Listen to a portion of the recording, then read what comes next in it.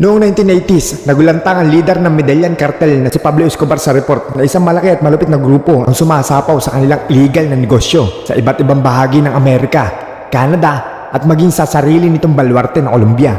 Kaya malaki nawawalang kita ng kanilang kartel.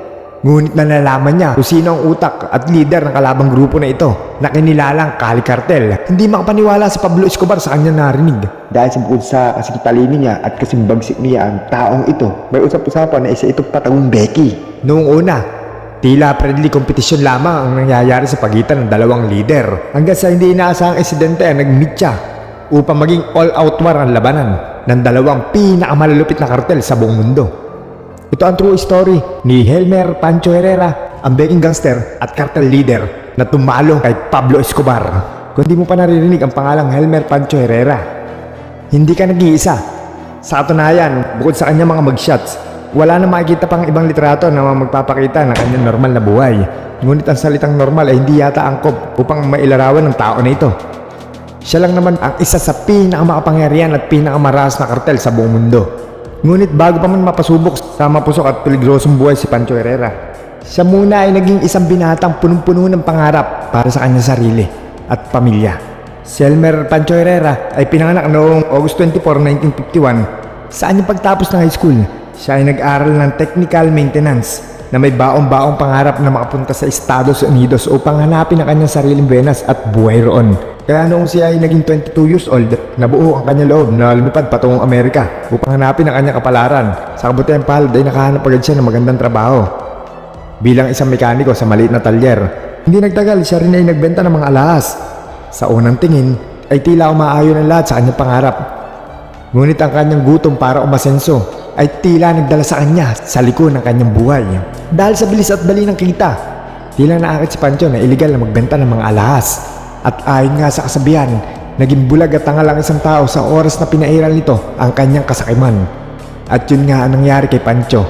Dahil sa bilis ng pera, siya ay naumaling na mapabilang sa magulong mundo ng pagbebenta ng mga ipinagbabawal na gamot.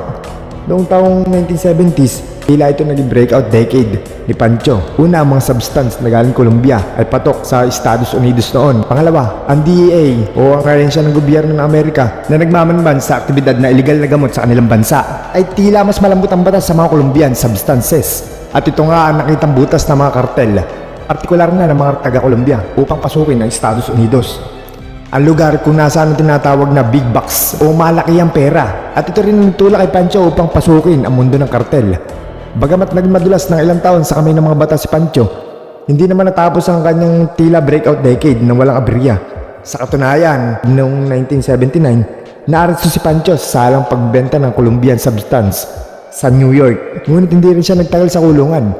At ito marahil ang isa sa mga maling desisyon ng US Justice noon. Dahil hindi rin magtatagal ang inaakala nilang small time na kawatan ay siya pa lang pagmamay-ari ng higit sa 80% na mga illegal na pagbebenta ng pinagbabawal na gamot sa buong mundo.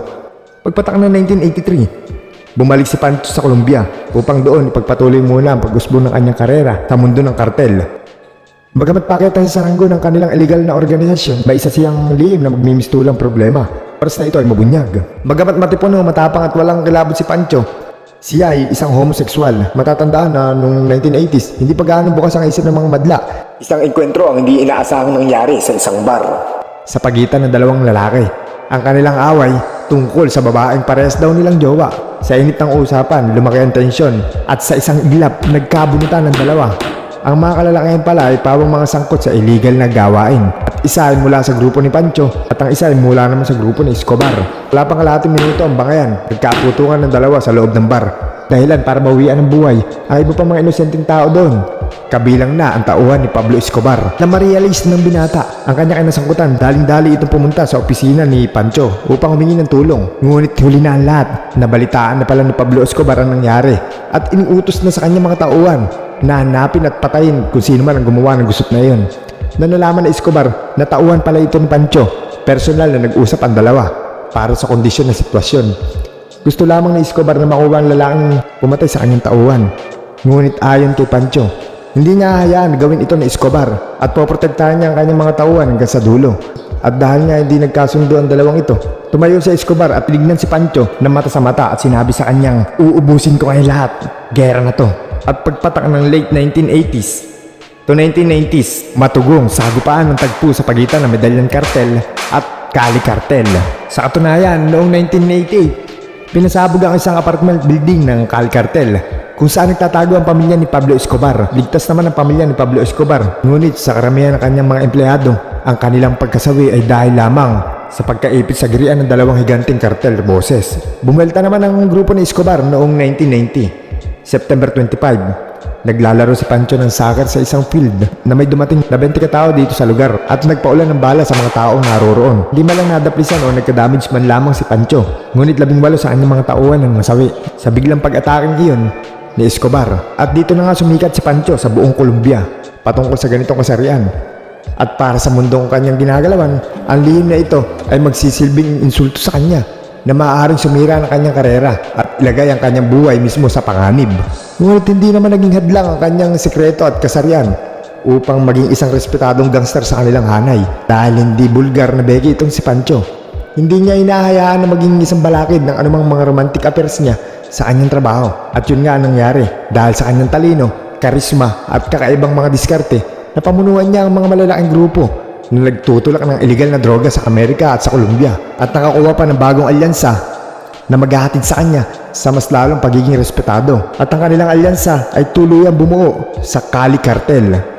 Bagamat nasa Colombia ang kanilang base of operations, dahil sa laki ng kanilang network, tuluyan na na-infiltrate ng Cali Cartel ang halos kabuuan ng US at mga ilang bahagi ng Canada. At sa haba ng panahon ng kanilang pag-ooperate, hindi man lang sila natunugan ng DEA dahil sa angking talo si Pancho. Ayon sa ilang impormasyon na nakalap, si Pancho ay gumagawa ng maliliit na grupo na may mga kanya-kanyang supply chains at may kanya-kanyang supply manager. At ang mismo nag-handle ng mga managers ay ang kanyang tauhan na sila Jorge at Alberto Rodriguez. Ginawa ito ng grupo ni Pancho upang magmukhang stand-alone ang nag-iisang nag-ooperate ang bawat grupo upang hindi matrace ang kanilang network sa oras na sila ay mabasted ng mga pulis. Ilang taon na ganito ang naging proseso ng kanilang kartel at dahil sa milyones na perang umiikot sa kanila, napagpatayo ng malaki ang planta ng illegal na gamot sila Pancho sa mga liblib na lugar sa Peru at Bolivia. Ngunit hindi lang dito nakontento si Pancho dahil sa likas na talino nito, napagpatayo rin si Pancho ng iba't ibang peking kumpanya upang itago ang illegal na gawain nila sa mga otoridad. Ilang mga bangko, hotel at local football clubs ang kanilang pagmamayari. Sa katunayan, mayroong $8 billion na kinikita ang kanilang grupo kada taon dahilan para mag-isapat ang gasolina ng kanilang grupo upang maging banta sila sa seguridad, hindi lamang sa mga sibilyan, pati na rin sa mga kalaban nitong kartel.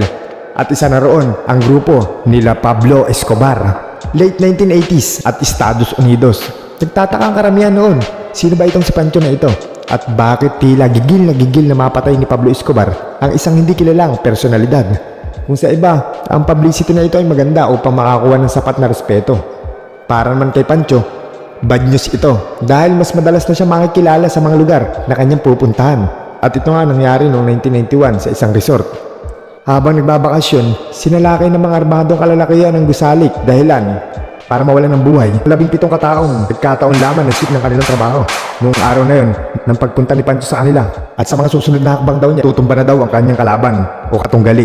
Dahil dito, pinaigting niya ang kanyang sandataan na kilala sa pangalang Los Pepes.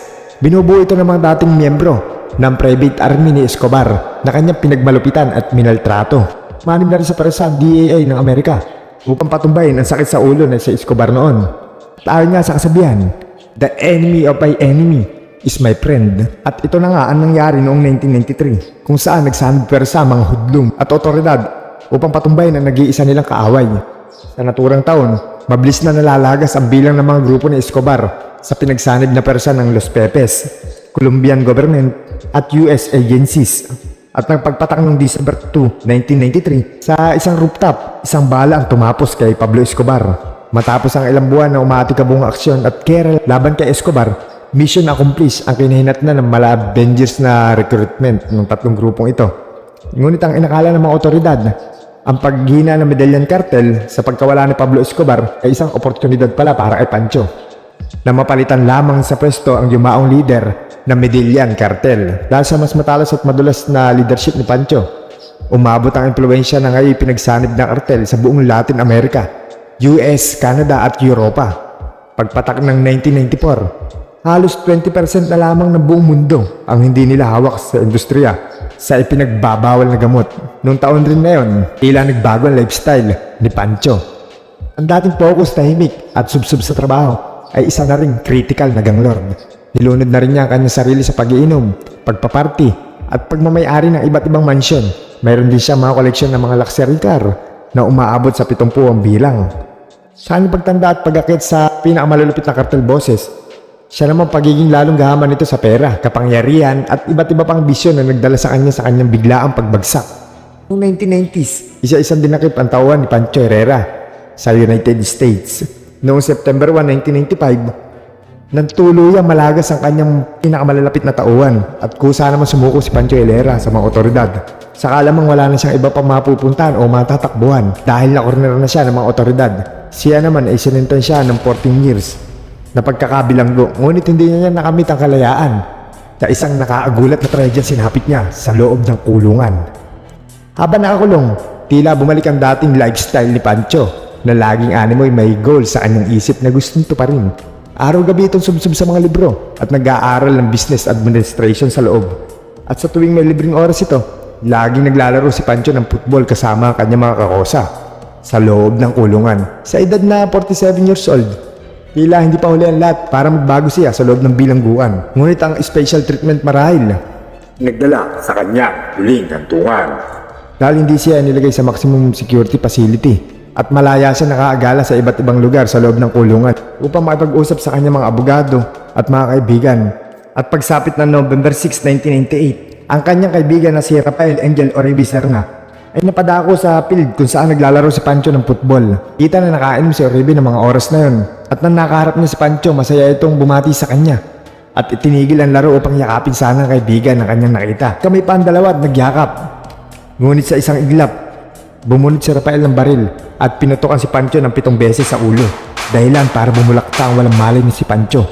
Habang nagkakagulo sa loob ng kulungan, marami bilanggo ang sumakal at nambugbog kay Rafael. Dali-dali naman lumusob ang mga prison guard para makontrol ang sitwasyon. Ngunit para ay Pancho, huli na ang lahat. Dead on arrival siya sa ospital at ang kanyang buhay ay tinapos lamang ng isa niyang itinuturing na kaibigan sa oras na kung saan ay akala niya ay aagapay sa kanya. Nang tanungin kung bakit pinatay niya si Pancho Herrera, gayong kaibigan naman niya ito. Ayon sa kanya, pinagbantaan di umano ni Pancho dati ang kanyang pamilya dahil sa isang pumalpak na assassination para sa isang kalaban nilang leader. Pero ayon sa mga malalapit kay Pancho, pinalabas lamang ito ni Oribe at binayaran siya ng Norte del Valle Cartel na matagal nang may galit. Helmet Pancho Herrera. Ang tawan ni Pancho ay isa sa mga naging paksa sa docu-series ng Narcos na mapapanood sa Netflix. Ngayon, ang kanyang alamat ay pinag-uusapan dahil sa kanyang husay bilang leader at utak ng isa sa pinakamalaki at pinakamalupit na kasaysayan dahil na rin sa kanyang itinatagong kasarian. Kung nag-enjoy kayo sa video na yan, i-share nyo naman sa iba at mag-subscribe ka na rin. Huwag kalimutan panoorin mga video na susunod ko ngayon upload para lalo pa maubos ang oras mo.